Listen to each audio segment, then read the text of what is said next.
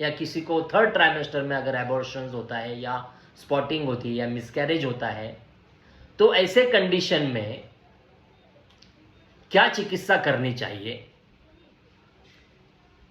तो गर्भस्थापक दवाई इसमें असरदार होती है क्या। एक और कंसेप्ट है गर्भचलन दवाइयाँ, वो असरदार होती है क्या। या पंचकर्म चिकित्सा, यानी कि पहले ही मन से हम बस्ती चिकित्सा अपान क्षेत्र के लिए दे सकते हैं क्या, दे सकते हैं। और ऐसे ही केसेस के बारे में डिस्कशन किया जाएगा इस वर्कशॉप में। तो हैबिचुअल एबॉर्शन हो, एमेनेरिया हो, पीसीओडी हो, ट्यूबल ब्लॉकेजेस हो, या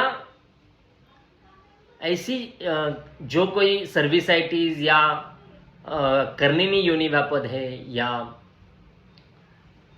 कफज योनि व्यापद है, तो ये योनि व्यापद के बारे में, ऐसी योनि व्यापद जो गर्भस्थापन के लिए तकलीफ निर्माण करती है, उस योनि व्यापद के बारे में हम बात करेंगे। आर्तव दृष्टि के बारे में भी बात करेंगे। अष्टविध आर्तव दृष्टि बताई गई है, उसमें वातज, पित्तज, कफज ऐसे जो आर्तव दृष्टि बताई गई है। जो पहले चार, चौथा सान्निपातिक, ये चार आर्तव दृष्टि सुख साध्य और कष्ट साध्य है। इनकी चिकित्सा करने की वजह से गर्भस्थापन में फायदा होता है। अगर इनमें अगर कोई दृष्टि निर्माण होती है तो भी गर्भस्थापन के लिए तकलीफ निर्माण होती है।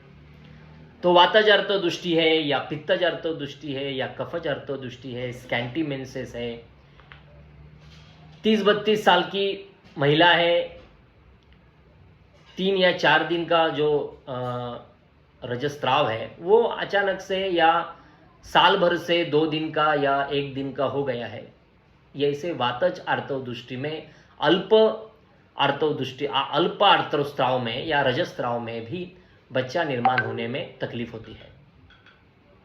साथ में कफज आर्तव दृष्टि में स्कैंटी और साथ में उनको वजाइनाइटिस या वल्वो वजाइनाइटिस या सर्विसाइटिस या इंडोमेट्राइटिस ऐसे जो लक्षण दिखाई देते हैं, या कष्टार्थवा है या बहुत पेनफुल मेंसेस जिनको होते हैं, हर बार उनको पेन किलर की गोलियां खानी पड़ती है, और भी बहुत सारी, मतलब ऊफराइटिस है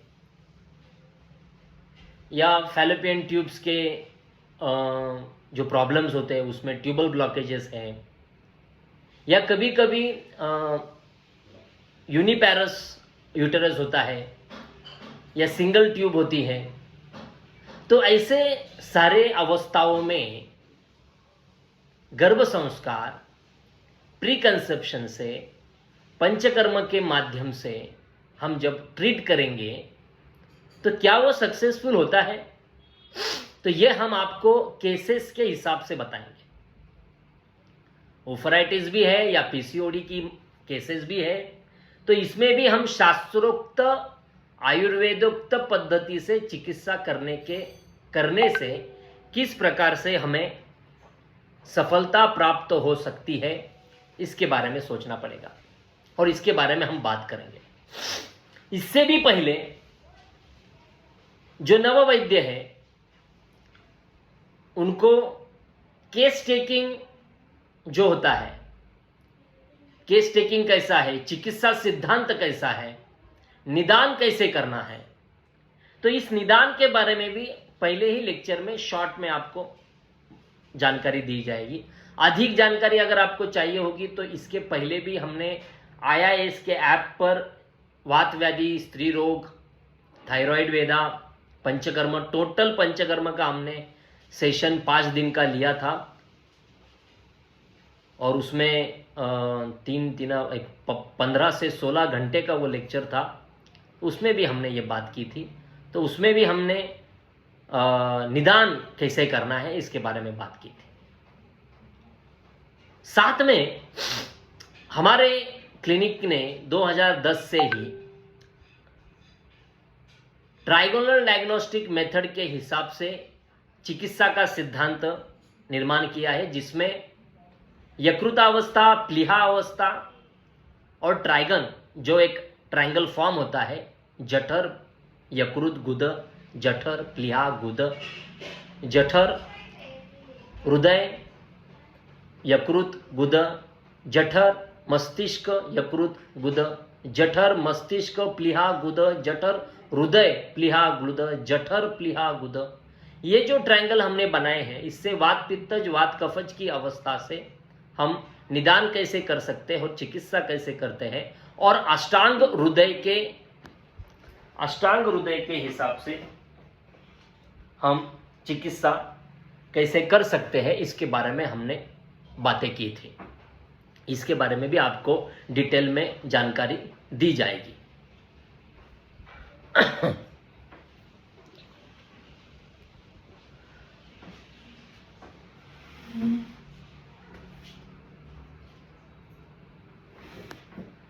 साथ में गर्भ के मासानुमासिक के वृद्धि के साथ में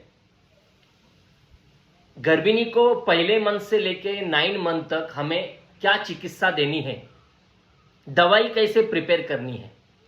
बहुत बार मार्केट में मासानुमासिक वटी मिलती है, तो इस मासानुमासिक वटी को हम खुद बना सकते हैं क्या, और अगर बनाएंगे तो हर एक गर्भिणी की प्रकृति अलग अलग है। हर एक गर्भिणी के प्रकृति के हिसाब से दवाई हम खुद बना सकते हैं। हर एक गर्भिणी के प्रकृति के हिसाब से हम खुद दवाई बनाएंगे उस गर्भिणी के हिसाब से। तो हर एक गर्भिणी को हर एक मासानुमासिक की वटी सूट होगी ऐसी कोई बात नहीं। अगर उसकी पित्त प्रकृति है, उसको जलन ज़्यादा होती है, या उसको उस प्रकार से तकलीफ अगर ज़्यादा है, तो उसमें हमें खुद वो दवाई बनानी है। कैसे बनानी है ये वर्कशॉप में आपको बताया जाएगा। उसको शिरपाक के माध्यम से पीने को दे सकते हैं। अगर उस कभी कभी कुछ गर्भिणियाँ ऐसी होती है कि उनको दूध भी सहन नहीं होता, तो शिरपाक की जगह पे आप पानी में दे सकते हैं क्या? हाँ, जरूर दे सकते हैं। नहीं तो उससे भी अच्छा कि गर्भ स्थापक की जो दवाइयाँ है वो अलग है, जो हम प्री कंसेप्शन में यूज करने वाले हैं पंचकर्म के बाद में, और गर्भ पोषण की जो दवा है वो अलग है।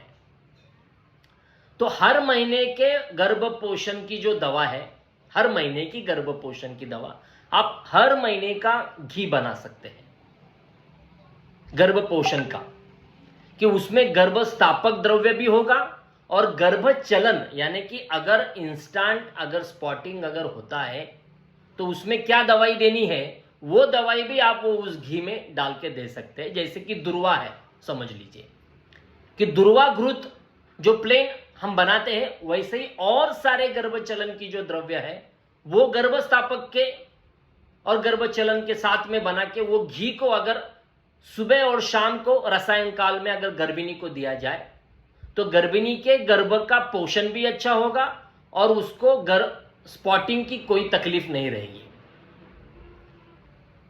बहुत बार ऐसे देखा जाता है कि अगर स्पॉटिंग शुरू हो जाने के बाद गर्भिणी को फिर वो एडमिट होना, फिर वो बहुत सारे इंजेक्शन देना, ये सारे बातों को ध्यान में रखते हुए आयुर्वेद में भी ऐसी अवस्था में क्या दवाई देनी है इसके बारे में भी बात किया है। बात ही नहीं, हम उसको अप्लाइड कर लेंगे, अप्लाइड कर किए हुए केसेस के बारे में भी बात करेंगे। जैसे कि 8th वीक में या 10th वीक में कभी कभी हार्ट बीट दिखाई देता है, 12th वीक में भी पूरी तरह प्रोमिनेंट में हार्ट बीट दिखाई देता है, और बाय ऑफ सडनली अगर 14th वीक में या उसके 1 वीक के बाद में अगर हार्ट बीट नहीं सुनाई देता तो मोस्ट प्रोबेबली उस टाइम पे भी हम बस्ती चिकित्सा और कुछ द्रव्यों का इस्तेमाल करते हैं, तो भी बच्चे के हार्ट बीट में सुधार होते हुए दिखाई देता है। ऐसी बहुत सारी केसेस है जिसके बारे में हम बात करेंगे।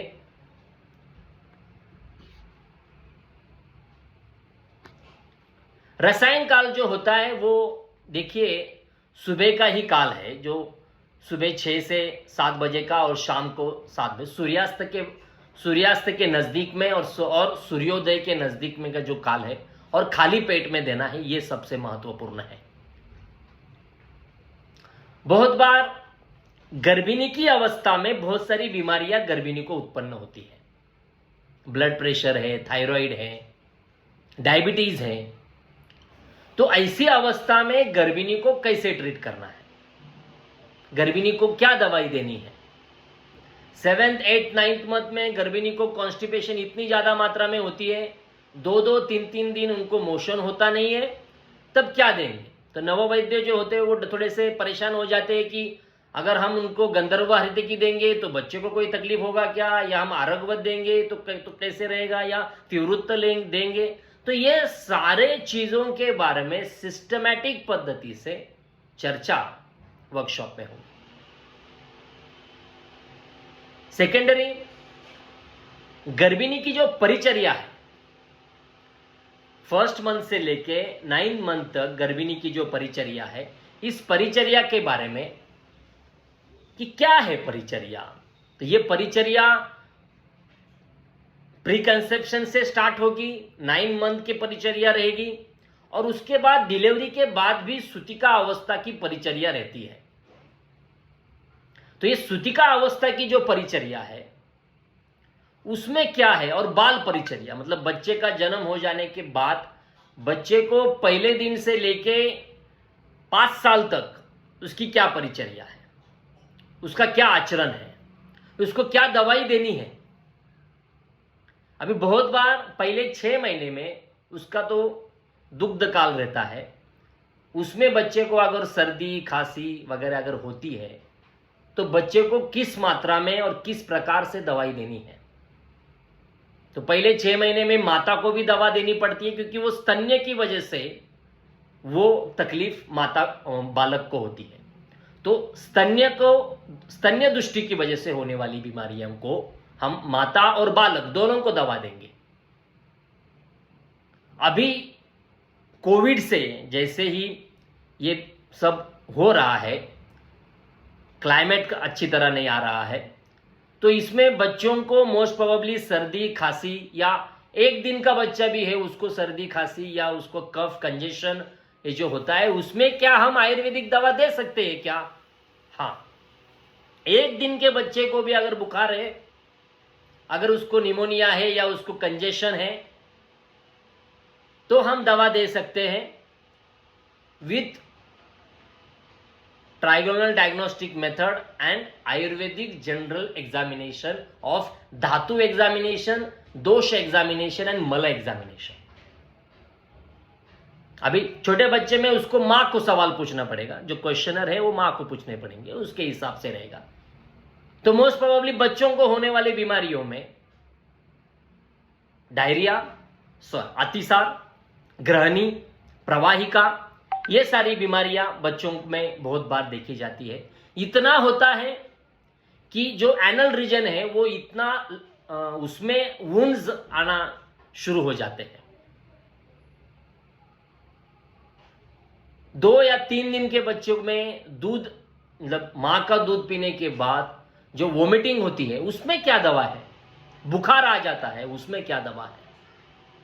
तो ये बाल रोग के जो 1 साल के जो केसेस है, गर्भ संस्कार में हम 1 साल के केसेस के बारे में ही बात करेंगे। उसके बाद का जो बाल रोग के जितने भी केसेस है वो बाल रोग का एक अलग वर्कशॉप हम आगे जाके लेंगे, क्योंकि गर्भ संस्कार में आपको स्त्री रोग, गर्भिणी रोग और बाल रोग ये तीनों ही चैप्टर उसमें आ जाते हैं।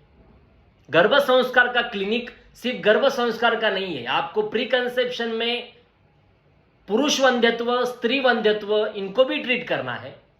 उसको ट्रीट करके कंसेप्शन करना, 9 मंथ तक गर्भ को स्थापन रखना, उसकी भी ट्रीटमेंट है। साथ में डिलीवरी के बाद अगर आप स्त्री रोग, शल्य या प्रसूति एमएस है, बीएमएस एमएस है, स्त्री रोग प्रसूति में अगर आपका माइनर ओटी या लेबर वार्ड है तो वहां पे भी आप डिलीवरी के बाद भी आप आयुर्वेदोक्त पद्धति से जो जो कहा गया है, यानी कि अभी बच्चे का जन्म होने के तुरंत बाद मां का दूध देने को नहीं कहा है, अभी शास्त्र में तो 3 दिन तक नहीं कहा है कि, लेकिन हम कम से कम 6 घंटे तक तो अगर नहीं देते हैं, या वो कोलेस्ट्रॉल निकालने के बाद अगर वो दूध दिया जाए 2 घंटे के बाद भी, कोलेस्ट्रॉल निकालने के बाद, तो भी बच्चे को कफज बीमारियां कम से कम मात्रा में होती है, उसका अग्निमांद्य नहीं होता। जो षोडश संस्कार बताए गए हैं बालक को, वो षोडश संस्कार क्या है, जातकर्म क्या है, अन्नप्राशन क्या है, चौला क्या है, बच्चा जन्मते ही क्या क्या संस्कार है, नाल कर्तन से लेके आगे तक जितने भी संस्कार है, वो आपके प्रसूति वार्ड में या लेबर वार्ड में वो कर सकते हैं। प्रसूति अवस्था में भी अभी समझो बहुत बार पिटोसिन का इंजेक्शन लगाया जाता है, तो आयुर्वेद में पहले के जमाने में तो पिटोसिन का इंजेक्शन नहीं था, तब भी डिलीवरी होती थी। तो को कैसे होती थी, उसमें कौन से औषधि द्रव्यों का इस्तेमाल किया जाता था? तो उसमें लांगनी मूल है या करवीर मूल है, भोजपत्र है, ऐसे आयुर्वेदिक द्रव्यों का इस्तेमाल किस प्रकार से किया जाता था, कैसे करेंगे? अगर आपका प्रसूति आयुर्वेदोक्त आप प्रसूति शल्य तंत्र शल्य चिकित्सक है, तो आप उसको कैसे अप्लाई कर सकते हैं? अभी डिलीवरी के टाइम पे, डिलीवरी हो जाने के बाद भी मेजोप्रोस्टोन के जो टैबलेट्स वजाइनल में रखाए जाते हैं, जिससे ब्लीडिंग या जो भी कुछ अपरापतन है वो सही तरीके से हो, तो उस समय में वो क्या रखा जाता था, किसका धूमपान दिया जाता था, कौन सा नस्य दिया जाता था, जिससे कॉन्ट्रैक्शन होता था पोस्ट डिलीवरी के बाद, और उस कॉन्ट्रैक्शन से वो अपरापतन भी सही तरीके से होता था। बच्चे के डिलीवरी के बाद बच्चे को जो केयर है, उसका जो केयर है, अभी सूतिका गृह ये 9th मंथ में लेबर वार्ड में जाने से पहले ही 9th मंथ में उसको रखा जाता था सूतिका गृह में। तो वो सूतिका गृह कैसा रहेगा,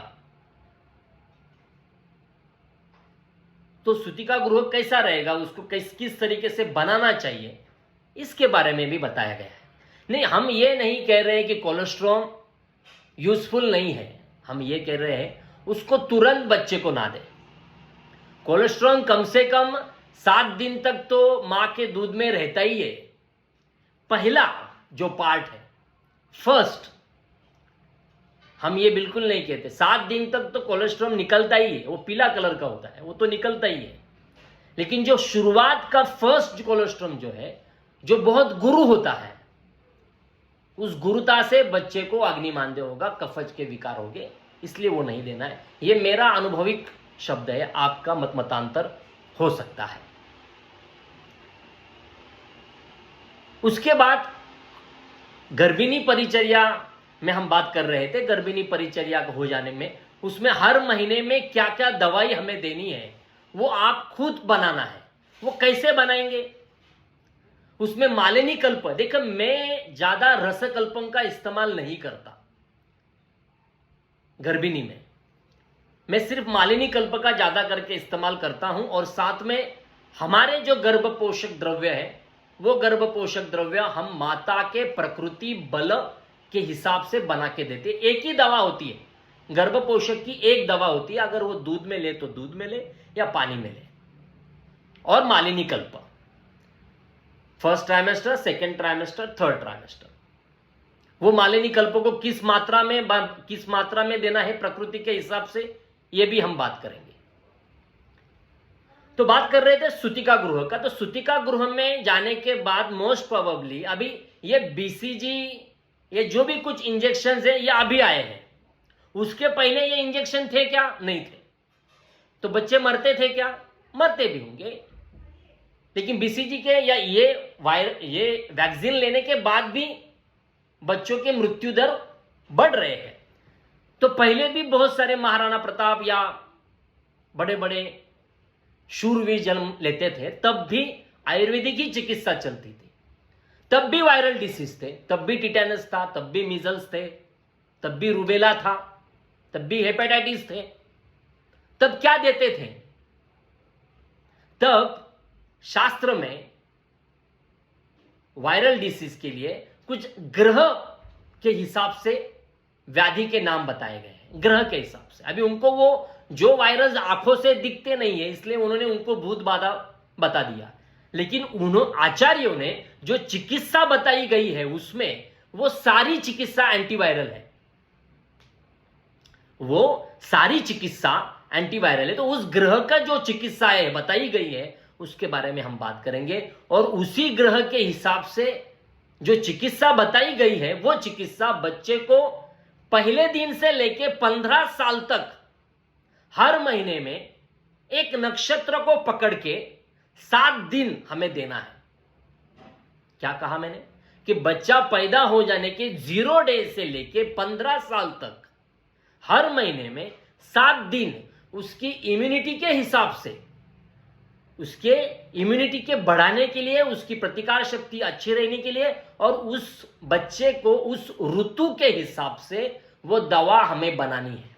जो दवा उस ऋतु में होने वाले जो व्याधि बाल रोग में बताए गए हैं, अभी उसमें चंडिनी या रंकिनी ऐसे बहुत सारे ग्रह और भूत के ऐसे नाम के हिसाब से दिए, लेकिन हमें वो नहीं देखना, हमें चिकित्सा देखनी है और उसके लक्षण देखने हैं कि उस व्याधि में क्या लक्षण थे। उस व्याधि के लक्षण अगर आप पढ़ेंगे तो आपको टिटेनस के लक्षण दिखेंगे, मिजल्स के दिखेंगे, रूबेला के दिखेंगे, ये सारे बीमारियों के लक्षण आपको वहां पे मिलेंगे। उसकी चिकित्सा आपको उसके हिसाब से आपको द्रव्य बनाना है। जैसे कि पहले साल में बच्चे को, पहले 6 महीने में बच्चे को कौन सी बीमारियां ज्यादा करके होती है, उसके बाद अन्न काल में कौन सी बीमारियां ज्यादा होती है, 1 साल के बाद कौन सी बीमारियां ज्यादा मात्रा में दिखाई देती है, 5 साल तक कौन सी रहती है, तो 5 साल तक कौन सा दोष प्रधान में काम करता है, 5 और 10 साल में कौन सा दोष प्रधान में काम करता है, और 10 से 15 साल में कौन सा दोष प्रधान में काम करता है। उस हिसाब से और ऋतु के हिसाब से और बच्चे की प्रकृति के हिसाब से हर महीने में 7 दिन आपको वो दवा बच्चे को देनी है, जिससे बच्चे की इम्यूनिटी, ये दवा अगर आप देते हैं तो बच्चे को कोई भी इम्यूनाइजेशन देने की जरूरत है क्या, ये भी क्वेश्चन मार्क है, क्योंकि यही दवा बहुत साल पहले राजवैद्य या वैद्य बच्चों को देते थे, वही हमें देनी है, जिससे बच्चे की प्रतिकार शक्ति बढ़ती है। अभी क्या हुआ है कि बहुत बार एंटीबायोटिक का इतनी ज्यादा मात्रा में यूज किया जा रहा है कि उसकी वजह से बच्चे की प्रतिकार शक्ति कम होते हुए दिखाई दे रही है। कोई भी बीमारी पे ऊपर बच्चा खुद से वो फाइट नहीं कर पा रहा है, लेकिन हर महीने की ये प्रतिकार शक्ति बढ़ाने की दवा अगर बच्चे को 15 साल तक अगर दी गई, शास्त्र में हर 1 महीने की दवाई बताई गई है, हर 1 महीने की, 1 साल में क्या देनी है, दूसरे साल में क्या देनी है, तीसरे साल में क्या देनी है, उसका एक बेसिक दवाइयां बताइए। उसमें आप अपना खुद का दिमाग लगा के प्रकृति और बल के हिसाब से भी दवा दे सकते हैं। ये सारी बातें वर्कशॉप में होगी। साथ में अभी सबसे मोस्टली जो रिसर्च पार्ट है गर्भिणी का, कि उसमें म्यूजिकल थेरेपी, साथ में योगा, मेडिटेशन, प्राणायाम, एक्सरसाइज, इन सारे बातों का, या मंत्र चिकित्सा, इन सारी बातों का गर्भिणी के ऊपर कोई इंपैक्ट होता है क्या, तो अगर पूछेंगे तो हां, जरूर होता है। मंत्र चिकित्सा का, म्यूजिकल थेरेपी का, उसके हार्मोनल्स के ऊपर, उसके पित्त के ऊपर, उसके यकृत के ऊपर इंपैक्ट होता हुआ दिखाई दिया है, उसके थायराइड के ऊपर इंपैक्ट होता हुआ दिखाई दिया है। एक्सरसाइज का, प्राणायाम का, अंतकुंभक का, बाह्य कुंभक का, तो ये अंतकुंभक और बाह्य कुंभक के हिसाब से हमारे क्लिनिक ने 2012 साल में सुलभा योग क्रिया नाम का फेसबुक पेज भी निकाला था, और इस क्रिया से हम आज तक गर्भिणी को इसके अष्टविध एक्सरसाइज बताते हैं, मेडिटेटिव एक्सरसाइज बताते हैं, जो एक्सरसाइज पतंजलि के योग शास्त्र के ऊपर ही डिपेंड है।